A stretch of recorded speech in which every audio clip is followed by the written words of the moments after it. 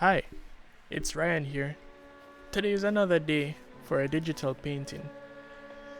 This time it's of one of my favorite Skullgirls characters, Peacock. I just find her interesting for her design. No eyes in her head, but 6 with 3 on each arm, bear trap jaws, and mechanical arms and legs.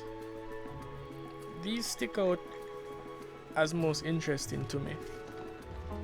She's a crude girl with borderline adult-like humor that's still able to wear a decent dress in a modest fashion. I guess you could say her character design won me over.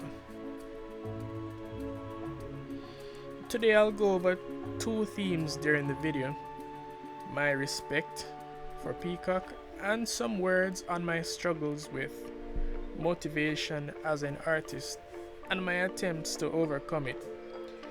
Now let's see what the schedule has in store for me today. Alright, the introduction, some sly beginning, and then the body paragraphs where I go over stuff. Alright, so I've gone over this many times before in previous videos that you may see on my YouTube channel. Peacock is adorable. Let me see. Oh, fighting game. It's weird to say that she's actually from a fighting game, to be honest. But with the brass knuckles, the knives, the bombs, yeah, it's out there, but it's interesting and I like it, so it's fine. I guess my interest and love for this character comes from my fundamental interest in characters that have mechanical designs. You have Robot Boy, you have Yaya from Unbreakable Machine Doll, you have XJ9 from My Life as a Teenage Robot, and so on. It's not really a Transformers thing, it's more of a... These characters are interesting enough, but it's not outlandish or overly complicated.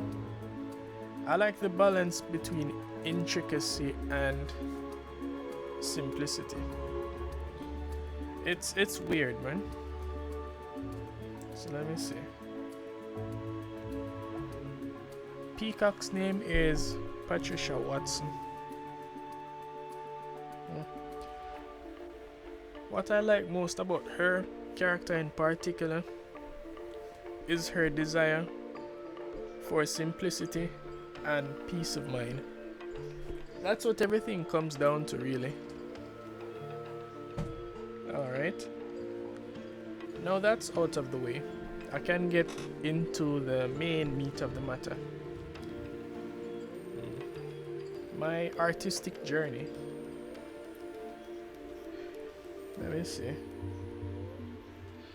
So, as an artist, I guess I said, I began from when I was around 9, but I didn't pick it up as a particular interest until high school. In the 9th grade, I believe, when I was able to do visual arts. Let me see. I was interested, but I was seen as slow. But I thought to myself, that's alright, because it made me happy.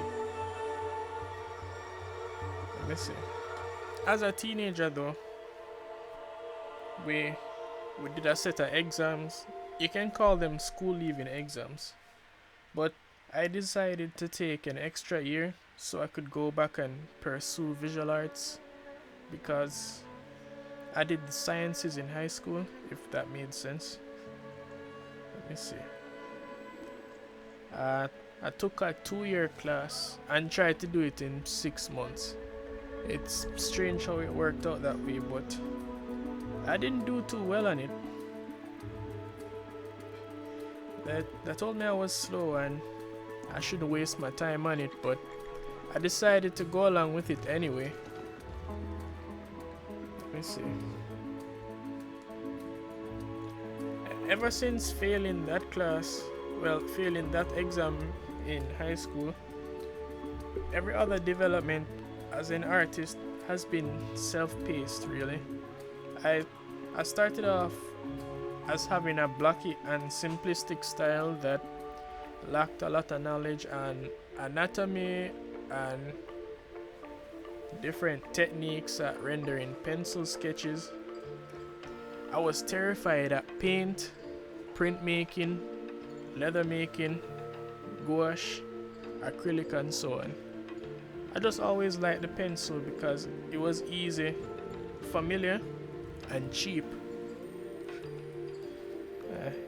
I was very cheap when it came to art, but I still wanted to learn, so it was enough at the time.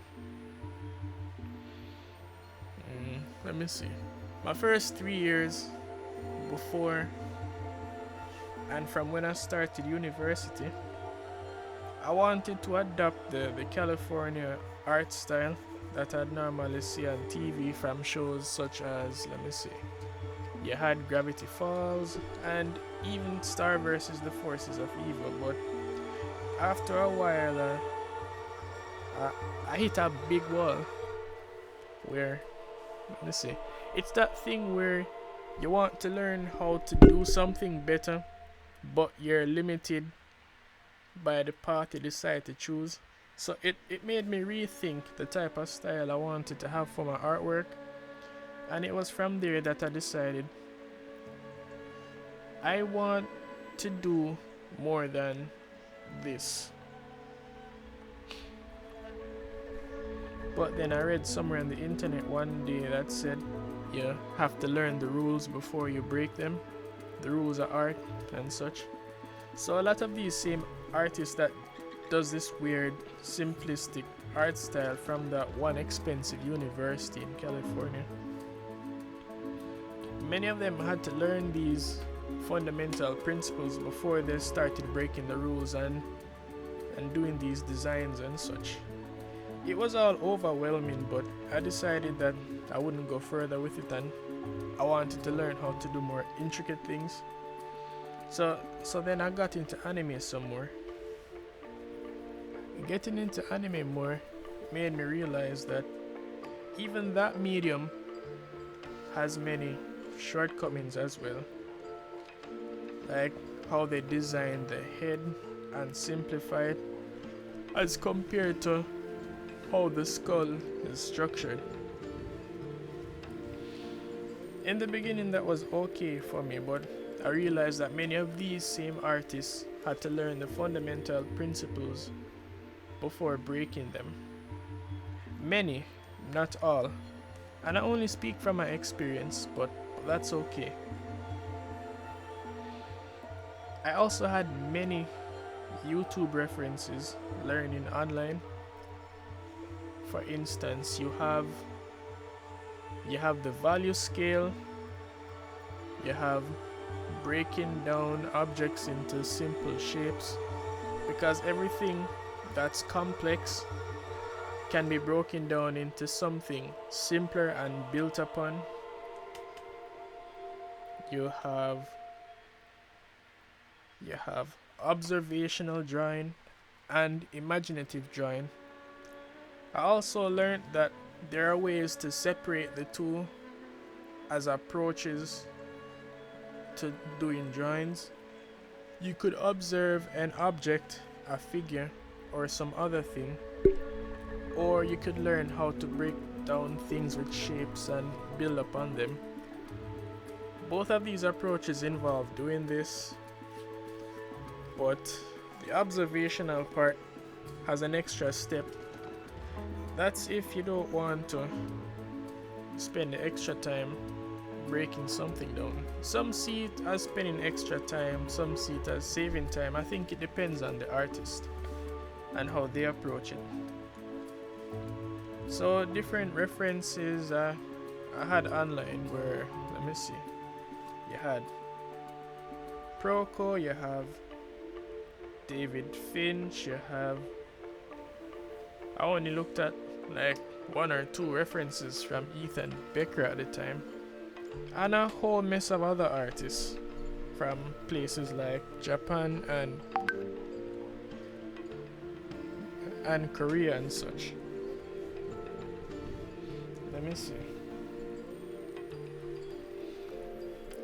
I also learned the difficult reality that even though you don't need fancy equipment to do good art, sometimes having sufficient equipment that makes the process of doing art simpler, more available to you, works out better in the long run. For instance, if you do sketches on paper, you can have a camera to take a picture of it if you want it to be digital. It's like doing a sketch on paper, but then getting a picture of it, and then you take it and you have it on the computer, and you can use one of those programs that turns it into a digital piece from a traditional one. I think they call it the process of taking a traditional sketch and turning it into a digital painting. I learned about that way back in the day, but my cameras were terrible. I'd take pictures and it would come out blurry on one side. The camera lens wouldn't be able to absorb enough light to show the picture the way it should. And I didn't have the skill to even take those terrible pictures and turn them into something more decent. I lacked the training and I lacked the ability. So over time I eventually decided that I should get myself a scanner. And then from the scanner I eventually got myself a drawing tablet. Then I eventually realized I need a more powerful computer. I probably need a second display. I probably need a chair to sit in that supports my back so I don't have to keep bending. I probably need a special stand or an easel to hold the sketchbook at a certain angle. All that wonderful stuff. So things such as ergonomics became very important to me. Well, that and it helps me in the long run because I don't have to worry about back pains, eye strains, and in some cases paper.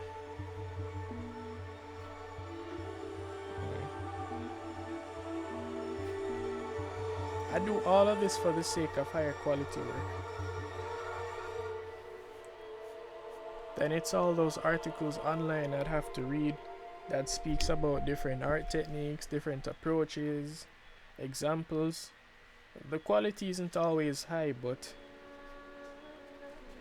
I made do.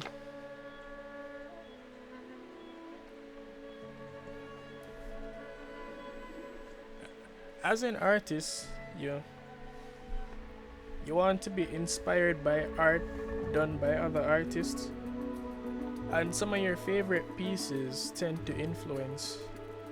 Well, in my case, a lot of my favorite artists and animated series and such inspires a lot of how I do my art. So examples would be like Ergo Proxy, Yasuga no Sora, let me see, Big Order to a certain degree.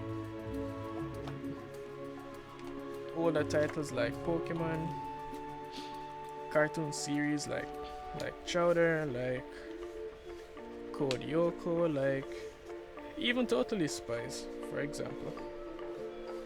I draw influence from all these different shows, and then I try to make something of it inside my head, and eventually come up with characters that I can call my own. This is where all my ideas come from, really. The ideas I pull from other sources and compile in my head. I've gotten I've gotten some interesting results from them. And because of that, I don't really struggle with art block. It's just confidence for me. Because one thing I still lack to this day as an artist is enough confidence to put myself out there. And that brings me to my shortcomings and how I learn from them.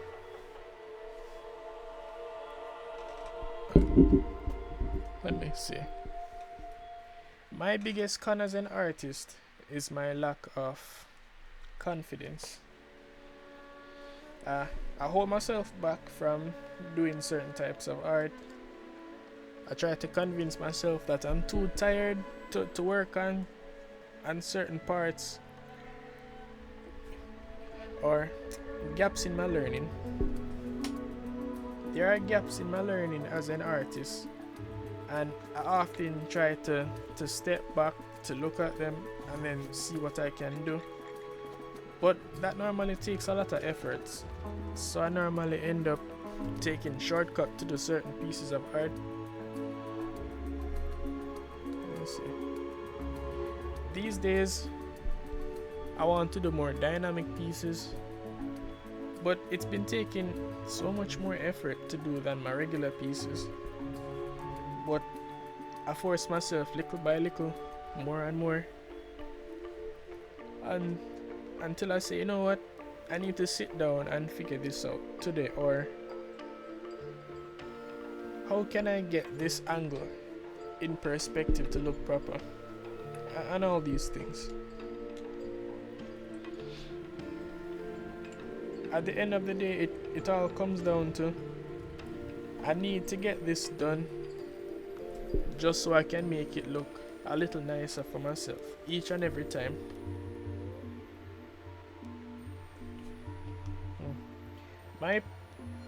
The purpose I see in my art is I want to improve myself but keep it relatively simple.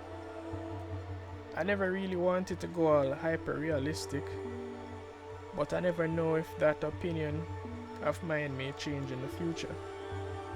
It'd be nice to know how to do those realistic dynamic pieces, but that takes a whole lot of studying and practicing and sitting down and understand how anatomy, volume, light and shadow, and perspective work. And that's okay. So the main thing I've learned from my shortcomings is I just have to tell myself I have to do this, but I also have to give myself a reason why I must get it done. What am I going to do with this? What do I want to do with this? Do I want to tell a story? Do I want to design a product? Do I want to make a comic? Do I want to draw pin-ups? Do I want to design backgrounds and scenery and props? What do I want to do with my artwork at the end of the day? That's all it is, really. I've been speaking quite a bit this evening.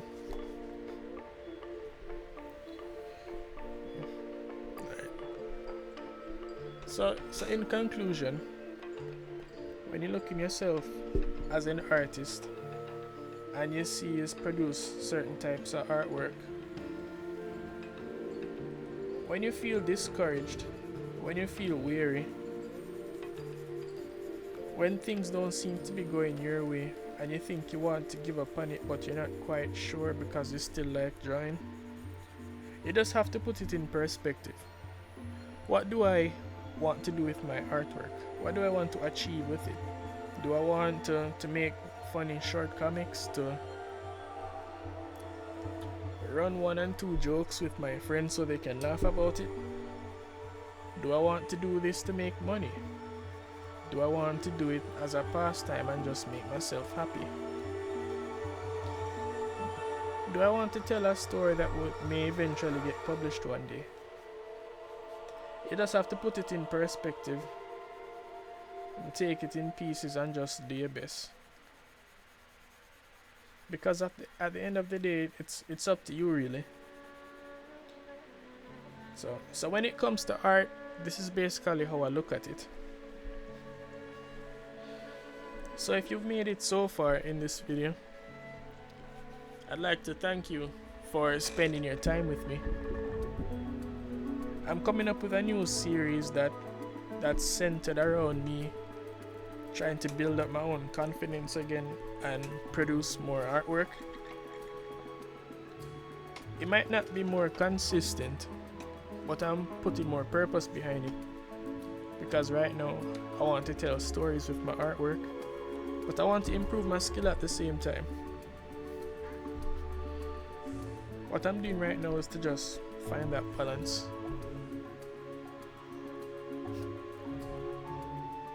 And with that, I'd like to thank you for spending your time with me again this evening. And as always, I'll be seeing you again next time, so see you soon.